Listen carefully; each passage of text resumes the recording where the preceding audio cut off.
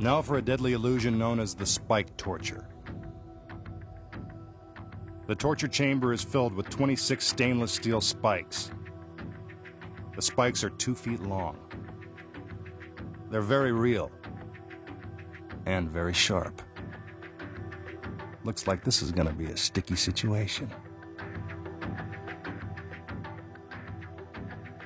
Even the masked magician wouldn't tempt fate with a dangerous trick like this, so he's found a willing stand-in, his beautiful assistant. She knows the drill. A little hypnosis and she's ready for anything. Hey, this guy's good. What's his secret? The assistant steps into position and is secured with shackles that are welded to the steel wall of the chamber. Hypnosis or not, this girl's pretty brave.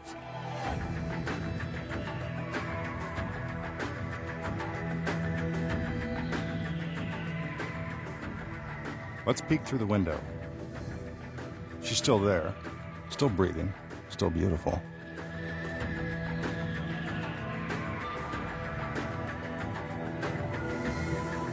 Looks like she might be having some second thoughts. Too late. The magician is ready to begin the painful procedure. The machine is set in motion. Once the button is pushed, there's no way to stop it, not even by screaming.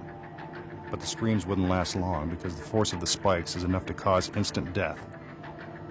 Good thing he's got 3 other assistants.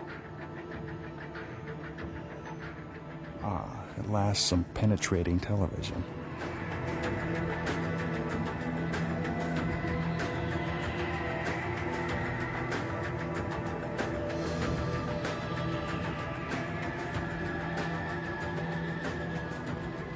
We can see that the spikes are passing right through the assistant's body and are coming out the front of the torture chamber. Puncture perfect.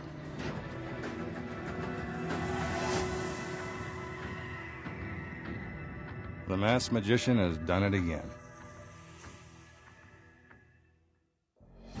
So how did our lovely assistant avoid getting impaled by the spikes? Here's the secret. While all the spikes are extremely sharp, most of them pass through the torture chamber without ever touching the assistant. The spikes that do touch her have been specially rigged.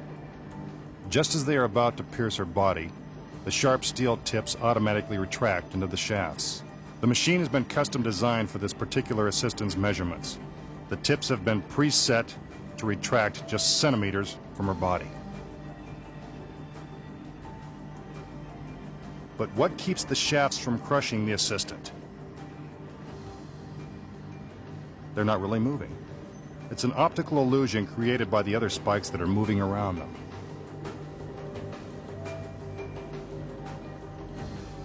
But if the tips simply retract, why do they seem to pierce the front of the torture chamber? The answer's easy. There's a matching set of spikes hidden in the front wall. Taking off the front panel, you can see that the phony set of spikes is lined up with the spikes that are supposedly being driven into the assistant's back. As the mechanism guiding the real spikes makes contact with the front wall, the phony set of spikes is pushed out, making it look like the assistant is being impaled. But looks can be deceiving.